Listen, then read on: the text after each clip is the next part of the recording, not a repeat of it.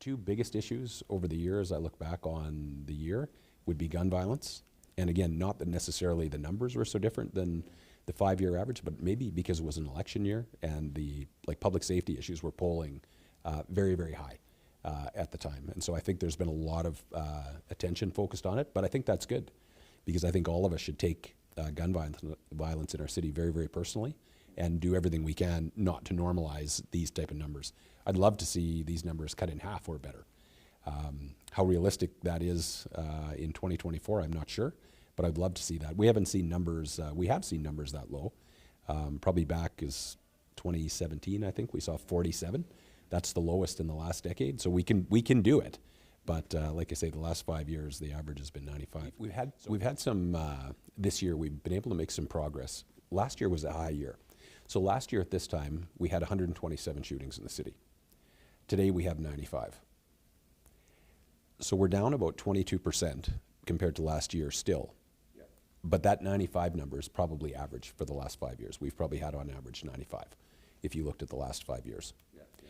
So we've remained flat. The interesting thing about that is that if you look provincially, we've seen an increase in Alberta at around 35%. There's over 500 shootings this year in Alberta. And so that's about a 30+% increase in shootings. Over what time? The previous year. So we've been able to buck the trend a little bit here in Calgary, and I think that's attributable to the good work done by the membership in response to last year being a high year.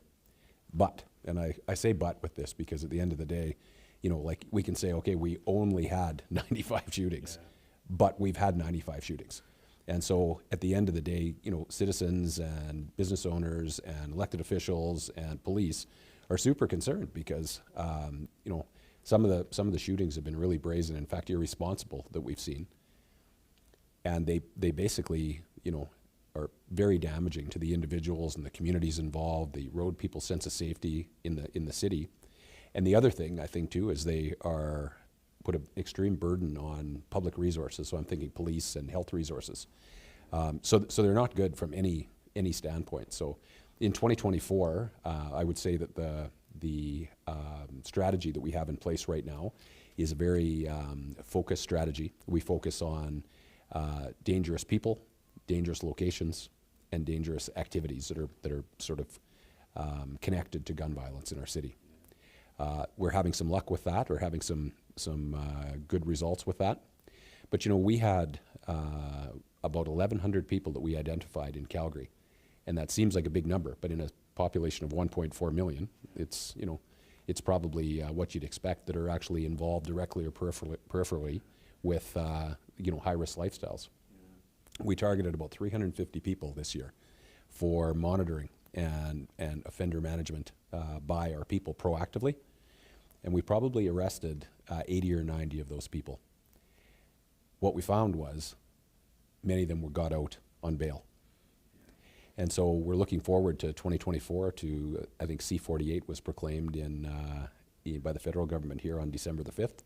So that should be the beginning of a shift in terms of bail reform and keeping some of these folks in, repeat violent offenders who use weapons. So I think we'll see that.